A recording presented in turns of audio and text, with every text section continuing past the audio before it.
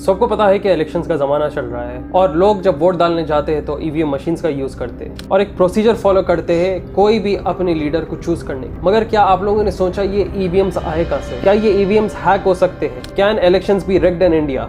आइए आज हम इस वीडियो में देखते हैं कि ईवीएम मशीन्स के साथ खेलवाड़ हो सकता है, इलेक्शन वोटिंग के साथ खेलवाड़ हो सकता है या नहीं। आप नोटा पे डालो मैं ही जीतूंगा, आप गाड़ी पे कार पे डालो मैं ही जीतूंगा, आप हाथ पे डालो जीतेगा तो कमल ही। Second day of the Supreme Court hearing of the petitions which are seeking 100% EVM and VVPAT verification.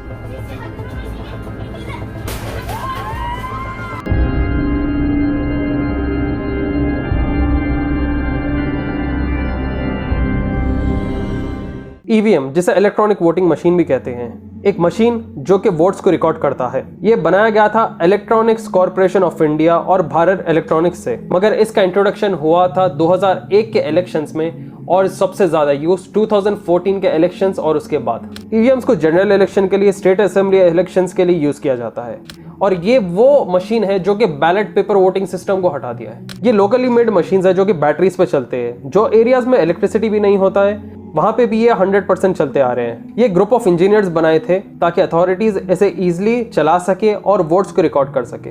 Voters अपना बैलेट्स कास्ट करते हैं मशीन पे बटन दबा के और ऑफिशियल्स के पास दूसरा बटन होता है जो कि ये मशीन्स को रोक सकता है और ये मशीन जब रोकी जाती है जब इलेक्शंस का टाइम एंड हो जाता है, मतलब एंड ऑफ द डे पे। और ये दूसरा बटन ऑफिशियल्स के पास इसलिए होता है ताकि वोटिंग टैंपरिंग ना हो, वोटिंग एक्सेस में ना हो जाए। जब ऑफिशियली उसे क्लोज कर देते तो वहीं हिस्सा खत्म हो जाता है। ईसीआई के हिसाब से इसमें फायदा क्या है?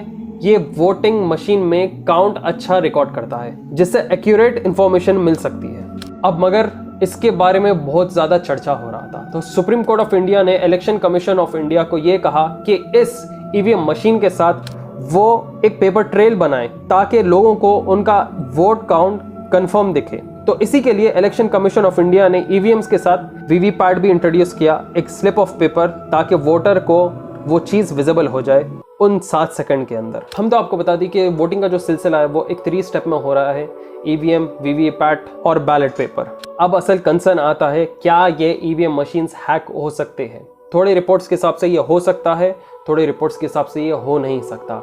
Madhav Deshpande, farmer CEO of tulip software and farmer consultant of Obama administration of the United states, इसने 37 मिनट के इंटरव्यू में ये बताया कि ईवीएम मशीन्स 3 सेपरेट यूनिट से कंप्राइज करते हैं। एक है the ballot unit, control unit और वीवीपैट। ये एक पुराना किस्म का डिजाइन है और बहुत ही पुरानी टेक्नोलॉजी है। Connected, you cannot control them from remote because they have keys and because they are internally connected to each other. You can manipulate the way keys are pressed. इसके बाद वोटिंग में advances नहीं आए और ना ही India के democratic voting system में। देशपांडे के हिसाब से ये बताया जाता है कि वोटिंग में मैनिपुलेशन कंट्रोल यूनिट की तरफ से हो सकता है, क्योंकि अगर कोई भी कंट्रोल यूनिट बिना बैलेट यूनिट के काम कर सकता है तो थियोरेटिकली ये पॉसिबल होगा कि कंट्रोल यूनिट को चेंज कर दे वोटिंग होने के बाद और उस मशीन को प्री लोड कर दे मैन्युफैक्चर्ड वोट्स के साथ, मतलब ऑलरेडी प्री वोट सिस्टम उसके अंदर छापे हुए रहे। दूसरा, एक जो मशहूर बात हुई थी पूरे इंटरनेट पे और आर्टिकल्स इसके आए थे,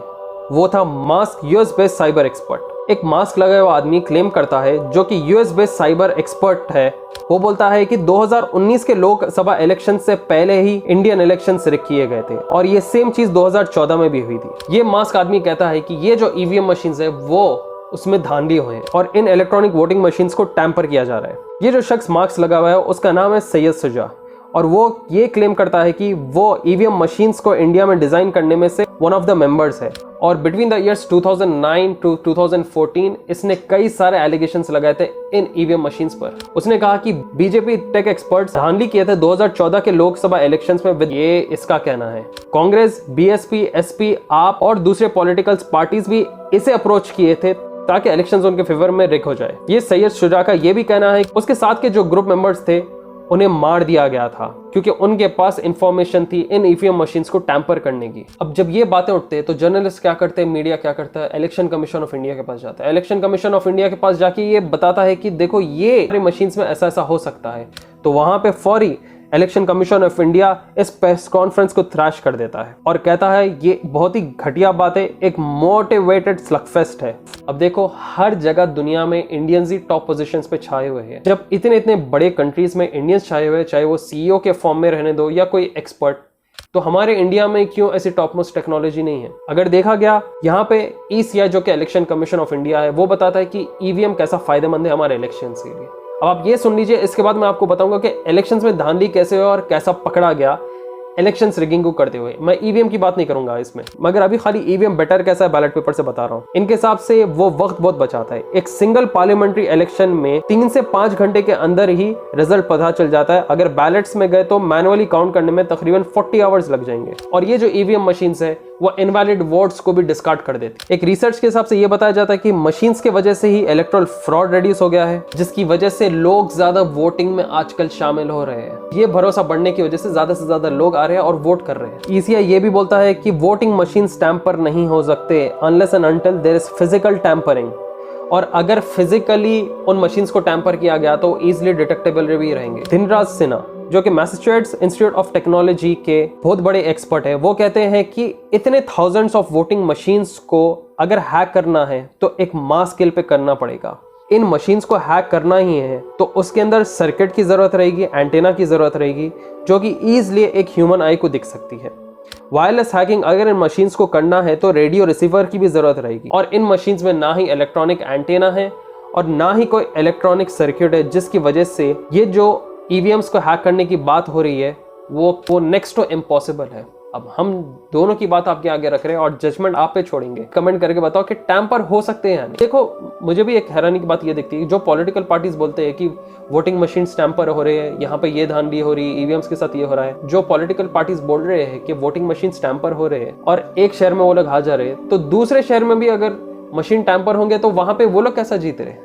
समझ में आप लोगों को बात? और आप लोगों को मालूम है बहुत से बहुत एक ईवीएम मशीन 2 से 3 इलेक्शंस में यूज होती है, उसके बाद इसे डिस्कार्ड कर दिया जाता है। No more usages of it. रजत मोना के हिसाब से ये भी कहा जाता है कि जो ईवीएम मशीन्स पूरे कॉन्स्टिट्यूंसीज में फैलते हैं वो खुद पॉलिटिकल पार्टी को नहीं पता रहता कि कौन सी ईवीएम मशीन कहां पे जाएगी। और जो farmer election chief SY Qureshi है, उनका भी यही कहना है कि ईवीएम को मैनिपुलेट नहीं कर सकते। और 2015 से स्टेट पोल्स में पेपर ट्रेल्स के साथ, इलेक्ट्रॉनिक पेपर स्लिप्स के साथ जब ईवीएम मशीन में वोट काउंट कर रहे थे, दोनों मैच हो रहे, तो इसका मतलब टैंपरिंग इसके अंदर नहीं हो पा रही है। देखो मैं यहाँ पे ईवीएम मशीन के टैंपरिंग की बात कर रहा हूँ, बोगस वोटिंग की नहीं, क्योंकि बोगस वोटिंग के हम कई सारे किस्से सुनते हैं कि किसी के और नाम का डाल दिया या कोई और शख्स दूसरे शख्स का डाल दिया। ये बोगस वोटिंग के हम बहुत चीज सुने। और एक जगह तो ऐसा भी हुआ कि एक लोकल वर्कर, एक लोकल लीडर बोगस वोटिंग की वीडियो डालता है सोशल मीडिया पे और वो बहुत ज्यादा वायरल हो जाती है। जब वो चीज इलेक्शन कमीशन ऑफ इंडिया को पहुंचती है तो वहां पर री इलेक्शन किया जाता है। तो बोगस वोटिंग दूसरों के नाम पे, मशीन्स को टैंपर नहीं किया जा रहा मगर बोगस वोटिंग किया जा सकता है। अब हम देखते हैं कि ईवीएम मशीन इतनी शराफत वाली है तो इलेक्शंस कैसा रिग हो रहे हैं इंडिया में, मतलब इलेक्शंस में धांधली कैसा हो रही है। वाराणसी में कॉमेडियन श्याम रंगीला को अलाउ नहीं किया गया इलेक्शंस कॉन्टेस्ट करने के लिए अगेंस्ट मोदी। गांधीनगर में 3 कैंडिडेट्स को थ्रेटन किया गया ताकि वो अमित शाह के अगेंस्ट कॉन्टेस्ट न लड़े। ये मेरे खुद के राय नहीं है, ये रिपोर्ट्स के हिसाब से। सूरत में 8 कैंडिडेट्स ने उनका नॉमिनेशन विड्रॉ कर लिया, जिसकी वजह से बीजेपी ने सीट आसानी से जीत लिया विदाउट एनी इलेक्शन। और ये तो बहुत बड़ा मजाक बन चुका था सोशल मीडिया पे। निजामाबाद में वोटर्स को एक तरीके से इन्फ्लुएंस किया गया। कैसा? बीजेपी कैंडिडेट उन्हें इंटिमेट करता है एक नकाब क्लैड फीमेल वोटर्स को और स्टाफ को पोलिंग बूथ पर, जिसके बाद चीज पे एक्शन लिया गया। हैदराबाद में भी बीजेपी कैंडिडेट आप देखे होंगे जिसके ऊपर केसेस अब लग चुके, जिधर वो आकर एक बुरखा के ग्रुप को कहती है कि वो अपना नकाब हटाए, वो अपना हिजाब हटाए और उनके फेसेस को क्रॉस चेक करती है उनके वोटर आईडी से। जब आप कॉन्टेस्ट करते हो, ये अगर डराना धमकाना रहा तो दूसरे वोट नहीं डालने आते भाई। और ये चीज जो है लोगों को नाराज करती है, जिसकी वजह से वो फिर वापस घर में बैठेंगे और वोट नहीं डालेंगे, और वोट नहीं डालेंगे तो बदलेगा नहीं फिर इंडिया। आर्टिकल्स में बताया जाता है कि संभल में मुस्लिम ग्रुप्स ने कहा कि यूपी पुलिस बूथ्स को स्टॉर्म कर दी थी, उनके आईडीज ले ली और वोटर्स को पोलिंग दिन के दिन मारा था। एडिशनली अलार्मिंग रिपोर्ट्स भी बोगस वोटिंग के मिलते हैं। रसूलाबाद असेंबली सेगमेंट में चंडीगढ़ के मेयर इलेक्शंस का डिस्प्यूट, ये बहुत बड़ा डिस्प्यूट बना था, बहुत बड़ी न्यूज बनी थी। इसमें क्या हुआ था, बीजेपी कैंडिडेट जीत जाता है, वो भी एक ऐसे कैंडिडेट के अगेंस्ट जिसमें कांग्रेस और आप पार्टी का अलायंस था। इनके पास ताकत ज्यादा थी and even having more numbers in the Chandigarh municipal council, BJP का कैंडिडेट यहाँ पे जीत जाता है। जो पहले का प्रेसिडिंग ऑफिसर था जिसका नाम अनिल मसीह था, उसने 8 वोट्स को इनवैलिड बताया। और यहाँ पे आम आदमी पार्टी क्या करती है आपको पता है, वो एक वीडियो रिलीज करती है, एक ऐसा वीडियो जिसमें यही प्रेसिडिंग ऑफिसर बैलेट पेपर्स को टैंपर करते हुए दिख रहा है, even before declaring them invalid.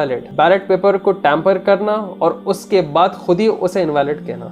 ये वीडियो भी बहुत ज्यादा मशहूर हुई थी, सीसीटीवी में वो शख्स पलट के देख रहा था। तो देखो, हमें ये तो पता चलता है ईवीएम मशीन, वीवीपैट मशीन जो है, यहाँ पे आपका वोट तो बता देते हैं, इन्हें टैंपर करना ऑलमोस्ट नेक्स्ट टू इम्पॉसिबल है। मतलब वोटिंग स्टाइल को इन्फ्लुएंस करना, वोटर्स को इन्फ्लुएंस करना, ये पॉसिबल है जिसकी तरफ से इलेक्शंस जो है रिग किए जा रहे हैं। मेजॉरिटी अगर रिपोर्ट्स हम देखें तो शहर में तो नहीं, मगर गांव में ये हो रहे हैं। अब गांव में वो किसकी अथॉरिटी पे, किसकी पावर पे हो रहे हैं, उन्हीं गॉड नोज द बेस्ट। तो दोस्तों, होप आप लोग वीडियो पसंद आया हो कि ईवीएम मशीन है क्या चीज़ की कंसिस्ट करती है, क्या उसे टैंपर करना आसान है या नहीं।